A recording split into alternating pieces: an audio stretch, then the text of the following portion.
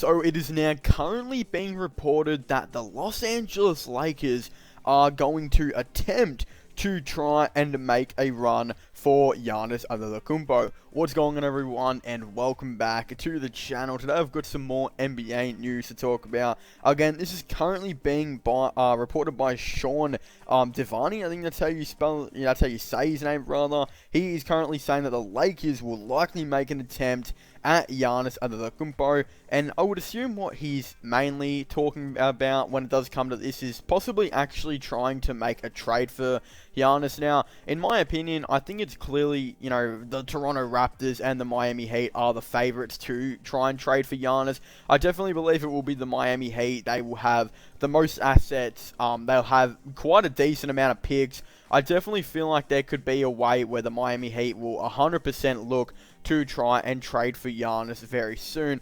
But I do find it very interesting the Lakers have kind of come out here and put their hand up to, kind of make an attempt to try and trade for Giannis. Now, I definitely think, though, there is really no way that the Lakers are going to do this, and I don't really think it makes the most amount of sense to have Giannis on the team either.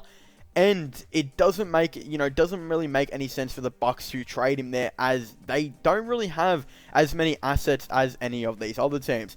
Not just that, it is currently being reported as well that it's believed that Giannis will most likely not be requesting a trade from the Milwaukee Bucks. So I think it'll really come down to it at the end of the day, whether or not the Miami Heat or whoever it's going to be are going to be able to likely convince the Bucks to try and trade him. And, I believe Giannis is actually going to be having a meeting with the Bucks ownership to see what is best for his future in the NBA. Now, the reason I actually don't think this makes any sense to do, especially if it's the Lakers, is the Lakers have obviously decided to build their team around LeBron James. Now, historically, LeBron James, the perfect team to build around him, is having a lot of good perimeter defenders and a good perimeter shooters. The Lakers had KCP, and they went and ended up going out and getting Danny Green to try and make that a little bit better, while also signing other players like Avery Bradley, Dion Waiters, J.R. Smith,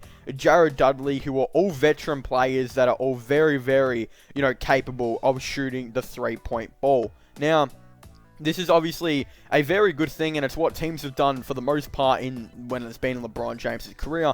But the Lakers actually decided to go a different path, and yes, get him a bunch of shooters, but also get him a lot of big men, which LeBron hasn't had for quite a while. When he played at the Heat, Chris Bosh would often play center in the last couple of years of his time at the Heat. Chris Bosh was definitely a power forward for most of his career. When he played at the Cavs, he obviously had Tristan Thompson, who's been one of the smaller centers in the NBA for quite a while now. He's never really had, really big centers and power forwards, etc. But at the Lakers, they gave him Anthony Davis and they gave him JaVale McGee, two pretty much 7-foot players at their chosen position. Now, that's all cool and all, but I don't think you can really add another player like Giannis, as I think it'll definitely really, hurt the chemistry. For example, Anthony Davis really likes to play power forward, and if they were going to try and trade for Giannis, that would definitely push Anthony Davis to playing that center position.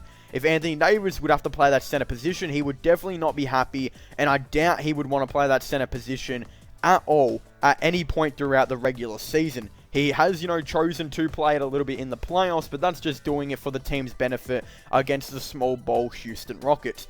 But when it comes to the regular season, he's definitely not going to be wanting to play center. Not just that, if you do put Giannis as, pretty much the main power forward, you really don't work to LeBron James and how he goes about it. For example, LeBron James loves driving. He loves driving and kicking it out to whoever's going to be on the three-point line at the time. Let's just say he's had a very small ball lineup with the Houston Rockets. He'll have Anthony Davis, Kyle Kuzma, maybe even Markieff Morris, Danny Green, KCP, etc. He'll all have them standing on the three-point line pretty much, or he'll have maybe JaVale McGee, Dwight Howard, or, Anthony Davis, one of those players, ready for a lob and ready to make the chosen screen. Now, if you get Giannis into that kind of lineup, then I just don't see a way how it works. It's like the James Harden and Russell Westbrook situation. James Harden clearly, when he goes and drives, if he sees an open man and it's Russell Westbrook, he goes and kicks it out to Russell Westbrook. Westbrook never really shoots the threes, especially in the playoffs. He'll always often go and drive, even if he is open, especially in the playoffs, which means he'll drive, and then you have James Harden still in there by blocking the paint, expecting Russell Westbrook to knock down that open three. That would be a very similar case to LeBron James and Giannis. I definitely feel like there'll be times where LeBron James will drive, and then he'll see Giannis open on the three-point line. He'll kick it out to him. And he might have JaVale McGee in the paint with him as well. He'll kick it out to Giannis. Giannis is not a catch and shoot, shooter.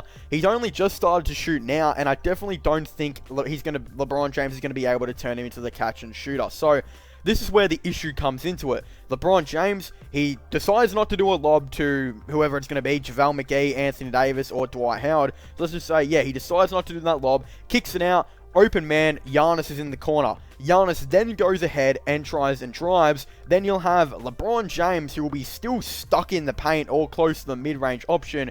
Whoever that chosen, big man is, and Giannis all stuck in that paint. It just doesn't make any sense. There will be so much spacing issue, and I don't really think I like it exactly too much at all. And if the roles were reversed, and you'd have Giannis potentially driving and kicking out to LeBron James. Yes, LeBron James is accustomed to hitting the open three, but he's not necessarily going to be able to dagger it as much as what players like Danny Green, KCP, J.R. Smith, etc. are going to be able to do. So there's going to be a lot of chemistry issues, especially if they were to get Giannis. Now, that is obviously a very, very big problem, and it's going to be a big problem just based on the fact that they don't have enough pieces at all. First of all, there's going to be a lot of teams like the Miami Heat who, they'll have 4 first-round picks to offer.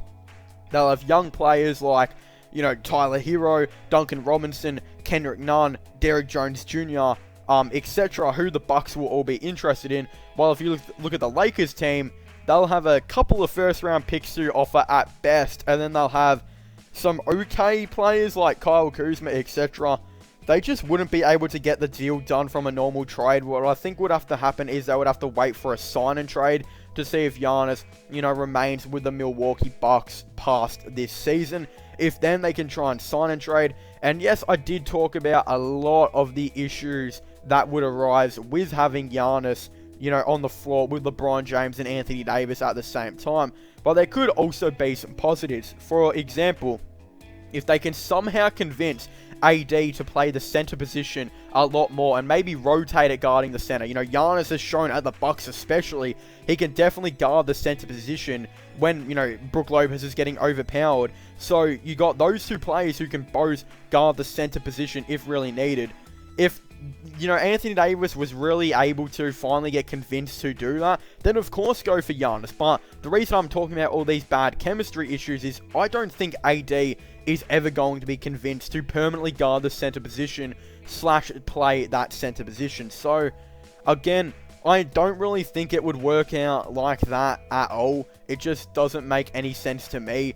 But it doesn't really deny from the fact that Giannis would still be very, very great defensively for the Lakers and would make them one of the greatest defensive teams we've seen in the last 10 years. I mean, AD and Giannis are both two best defenders in the NBA in my opinion. You got LeBron James, who was a great defender at small forward, no matter his age. Avery Bradley and Rajon Rondo, who were still good defenders at their age, etc.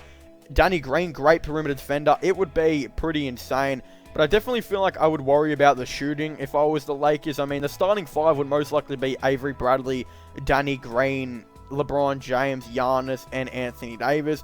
And that is what it would be if the chemistry was all right. If they couldn't get AD to permanently play the center, then what it would have to be would be Anthony Davis at power forward, JaVale at center, Giannis at small forward, Danny Green at shooting guard, and LeBron James at point guard.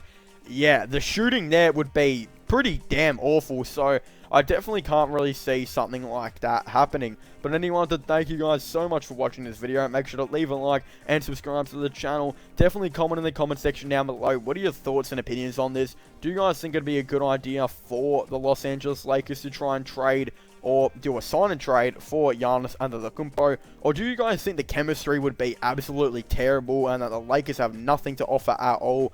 Or do you guys think it would be the complete opposite? Again, I definitely would really like to know your thoughts and opinions on it all down below. But as I was saying, don't forget to subscribe to my gaming channel and my IRL/vlogging channel. And definitely don't forget to check out my podcast as well if you haven't already. Links for them will all be in the description down below. But as I was saying, I'd like to thank you guys so much for watching. Make sure to leave a like, subscribe, and comment. And I'll see you guys next time. Goodbye.